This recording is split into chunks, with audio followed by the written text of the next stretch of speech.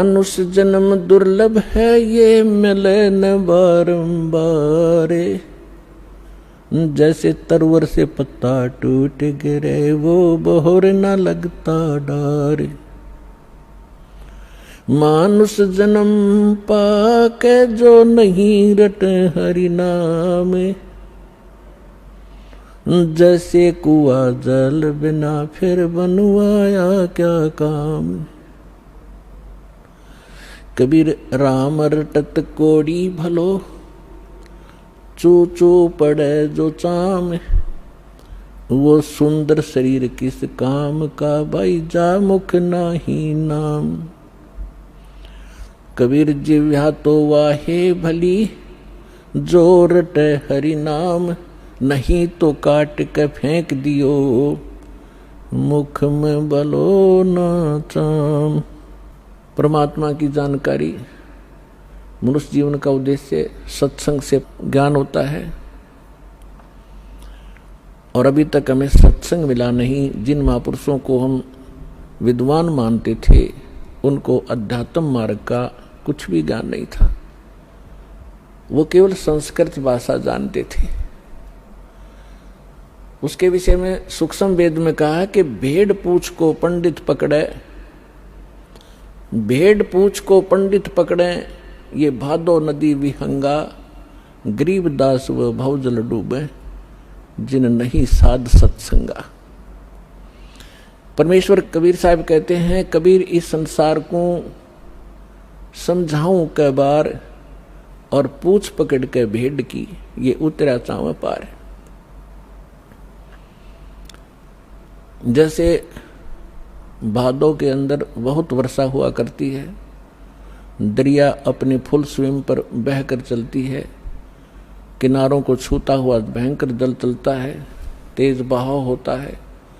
उस दरिया को पार करने के लिए यदि कोई ये कहे कि भेड़ की पूंछ पकड़ दे ये तुझे परले पार कर देगी, और उस व्यक्ति को जानकर जान के कोई भेड़ की पूंछ पकड़ कर दरिया में चले जाता है तो अंडरस्टूड है उसके साथ के बनेगी।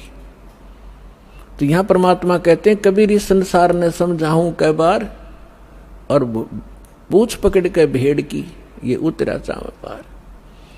इसी बात को आदरणीय गरीबदास साहिब जी जो परमात्मा से परिचित हुए, सचखंड देखा, सतलोक गए, फिर वापस आए, परमात्मा से प्राप्त उस तत्व ज्ञान के आधार से कहते हैं कि भेड़ पूछ को पंडित पकड़े ये भादो नदी विहंगा। गरीबदास व भवजल डूबे जिन नहीं साध सत्संगा। जिनको संत का सत्संग नहीं मिला वो इस भवजल रूपी दरिया के अंदर डूब जाते हैं। और जो साधनाएं आप कर रहे थे वो भेड़ की पूंछ पकड़ा रखी थी। श्राद्ध निकाल दो, तेरहवीं कर लो, फिर फूल चुग लो, इससे काम लगा रखे थे हम। भक्ति के आसपास भी नहीं पहुंचे थे, कहीं नामो निशान नहीं था भक्ति का। फिर कोई ज्यादा ही श्रेष्ठ समझते थे, हरे राम हरे कृष्ण, सीताराम राधे श्याम, राधे राधे श्याम मिला दे, ये गीत गाते रहे। इससे भी कोई ज्यादा ऊंचे उठे, वो कहते ओम नाम सबसे बड़ा, इससे बड़ा ना कोई, ओम नाम का जाप करे शुद्ध आत्मा होए। तो ये अधूरा ज्ञान था, यह भेड़ की पूंछ थी। हमने जाना है सत्यलोक में जहां हम पहले रहा करते थे और जहां हमें सर्व सुख प्राप्त होगा, जिसकी खोज हम यहां कर रहे हैं इस गंदे लोक में। इस पृथ्वी पर और काल ब्रह्म जिसका ओम नाम है ये ब्रह्म है। इससे ऊपर दो शक्तियां और हैं ब्रह्म से ऊपर, एक पर ब्रह्म, एक परम अक्षर ब्रह्म। इन्हीं को अन्य शब्दों में कहते हैं, जैसे ब्रह्म को कहते हैं सरपुरुष या सरब्रह्म।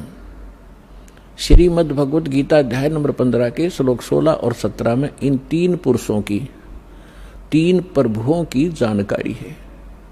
हमारे जो गुरु थे, हमारे ऋषि महर्षि थे, ये हमारे सदग्रंथों अपने सिलेबस से परिचित नहीं थे, ये खाक टीचर थे। जो टीचर अपने सिलेबस से परिचित नहीं है वो टीचर नहीं है। वो लोक वेद सुनाया करते थे और जिस आधार से हमने हमारे पूर्वजों ने जीवन नाश कर दिए, आज वो पशु पक्षी भूत योनियों में भोग रहे हैं। और अब उनको राहत दिलाने के लिए कहते हैं श्राद्ध निकाल दो, फलान कर दो। अब वो मनमाना गधा बन रहा हो और यहाँ उसके श्राद्ध निकाल रहे हैं। ये कोई बात हुई? हम शाने नहीं थे, हमें ज्ञान नहीं था, तो परमात्मा ने दया बख्शी है, आपको शिक्षित किया और शिक्षित करके फिर दास को इस ज्ञान से युक्त किया। उससे पहले आपके लिए ये इंस्ट्रूमेंट बनवाए ताकि ये बच्चे घर बैठे समझ सके, सदग्रंथों को रूबरू कर किया जाए।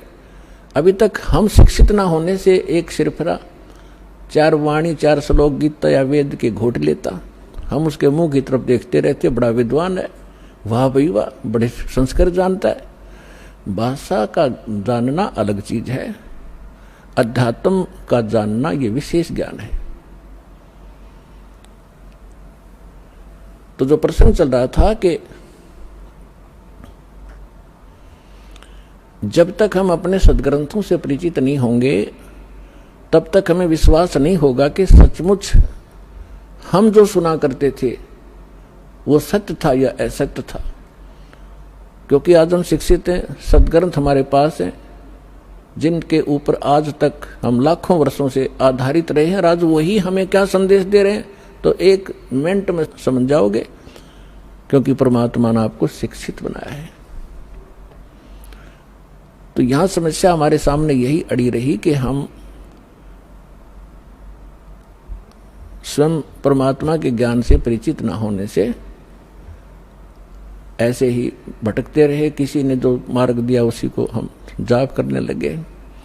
तो यहाँ 3 पुरुष हैं, एक सरपुरुष, सरब्रह्म भी कहते हैं इसी को, दूसरे शब्दों में इसको ईश कहते हैं। ईश, ईश्वर, परमेश्वर, ये 3 अलग अलग प्रभुओं की जानकारी है। ब्रह्म, परब्रह्म, परम अक्षर ब्रह्म, इन्हीं को अन्य शब्दों में सरपुरुष, अक्षर पुरुष, परम अक्षर पुरुष या परम अक्षर ब्रह्म कहो। जो तीसरे नंबर का परमात्मा है वो है सबके लिए पूज्य इष्ट रूप में। और बाकी जितने भी ये प्रभु हैं, स्वामी हैं, पहले आपको थोड़ा सा डेफिनेशन ऑफ गॉड बताएंगे कि परमात्मा की परिभाषा क्या है। हम जैसे गणेश जी को भी देव कहते हैं, गणेश देव, ब्रह्मा जी को भी हम भगवान कहते हैं, विष्णु जी को भी भगवान कहते हैं, शंकर जी को भी हम देव कहते हैं, महादेव कहते हैं। फिर ब्रह्म को भी हम भगवान कहते हैं, जिसको निराकार निर्गुण कहा करते थे हमारे गुरु। तो ये सभी प्रभु हैं, ये सभी स्वामी हैं। जैसे एक तहसीलदार जी को भी साहब कहते हैं, एक डिप्टी कमिश्नर को भी साहब कहा जाता है, कमिश्नर भी साहब कहलाता है। और मंत्री जी को भी साहब कहते हैं, मुख्यमंत्री जी को भी हम साहब कहते हैं, प्रधानमंत्री जी भी साहब कहलाते हैं और राष्ट्रपति जी भी को भी हम साहब ही कहते हैं। साहब जैसे हम देव कहते हैं, देव कहो, राम कहो, साहिब को हम सत साहिब कहते हैं। जैसे हम कभी विशेष मूड में होते जब कहा करते हैं सच्चे मालिक, सच्चा मालिक कहो, सत्य साहिब कहो। साहब माने भगवान, सत्य माने सच्चा, अविनाशी। तो ये सभी साहब हैं, लेकिन अपने अपने सत्र के साहब हैं। तहसीलदार एक तहसील के अंदर उस सत्र का मालिक है।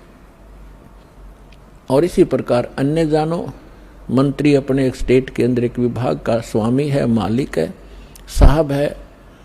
इसी प्रकार मुख्यमंत्री एक राज्य का साहब है, प्रधानमंत्री कई राज्यों के ऊपर मालिक है, साहब है।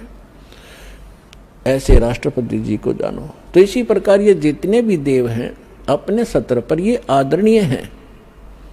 जैसे तहसीलदार जी है, उसको भी आप प्रणाम कीजिए, आदर से व्यवहार कीजिए, वो भी आपका काम करेगा।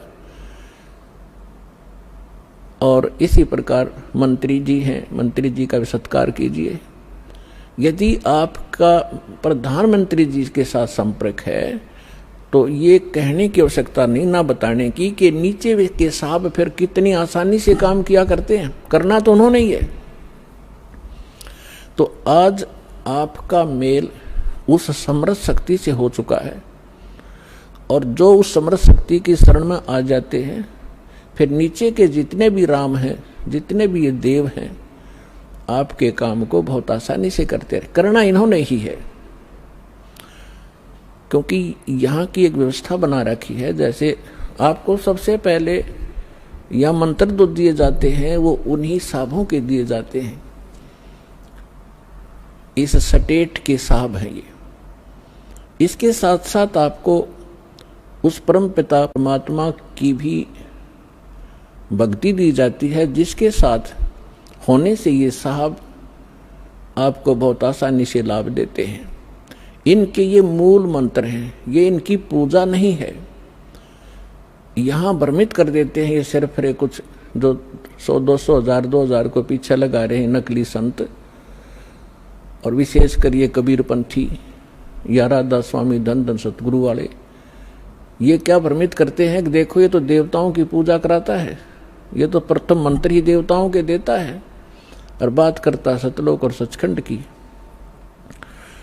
तो इसलिए प्रत्येक सत्संग में हम नहीं बता पाते, क्योंकि पूरे वर्ष के अंदर हमने सिलेबस कवर करना होता है। तो कभी कभी किसी ना किसी सत्संग में हम अवश्य सुनाते हैं, इस तरह की एक विवेचन देते हैं। तो वो हमारी सीडी बनी होती है, उनको आप ले जाइए, बहुत सस्ते में यहाँ मिलती हैं आपको। ये अनमोल वचन है, आपके बालकों के भी काम आएगा, आपके भी काम आएगा। तो जो प्रसंग चल रहा है कि हम इनकी पूजा नहीं करते, जैसे एक पति भर्ता लड़की होती है, वो अपनी ससुराल में चली जाती है। पति भर्ता के गुण ये होते हैं कि वो अपने पति के अतिरिक्त अन्य किसी भी पुरुष में पति वाला भाव ना रखे। लेकिन उस पतिव्रता का ये अर्थ नहीं है कि वो किसी पुरुष की ओर देखे नहीं, या किसी को प्रणाम नहीं करे, या किसी का सत्कार नहीं करे। ये भी उस पतिव्रता के अंदर एक गुण होते हैं। आय का आदर करे, जैसे जेठ है, जेठानी है, ससुर है, सास है, छोटी बड़ी ननंद है, देवर हैं, उन सब का यथोचित आदर करे, उनके सत्कार करे, उनका काम करे। बर्तन धोने हैं, रोटी पानी है, और कोई 100 काम करने हैं, तो उनको यथोचित सत्कार करे, मृदु भाषा प्रयोग करे, तो वो पतिव्रता सही है। और दूसरे शब्दों में वो पतिव्रता ठीक है, अपने पति के अतिरिक्त अन्य से 16 माथे ना बोले, तो वह पतिव्रता नहीं, वह कड़ियारी है, क्योंकि वो सारे घर में झगड़ा करवा देगी। तो इसलिए हम भगत भी तभी होंगे और पतिव्रता पद पर तभी चलेंगे जब हम सभी जितनी भी शक्तियां हैं उनका यथोचित आदर करेंगे। तो पतिव्रता पत्नी जब लड़की अपने सह परिवार में रहती है, ज्वाइंट फैमिली में, तो तब तक वो इतना अच्छा व्यवहार करती है, सबके साथ मेल रखती है, देवर के बच्चों को भी अपने जैसा समझती है, जेठ के बच्चों को भी अपने जैसा समझती है। उनको ऐसा नहीं लगता कि जैसे हम पराये से हों, लेकिन उसका जो भाव है अंदर से वो अपने पति के साथ होता है। और उसका पता उसको तब चलेगा जब वो डिवाइड होंगे, भिन्न भिन्न होंगे भाई, तो तब पता चलेगा उसकी आस्था किसमें थी। अपने हिस्से के सारे कटोरी गिलास चम्मच तक उठा ले जाएगी, अपने मकान में धर लेगी, एक चम्मच भी ना छोड़ा दूसरों की ओर, और अपने पति के साथ चली जाती है।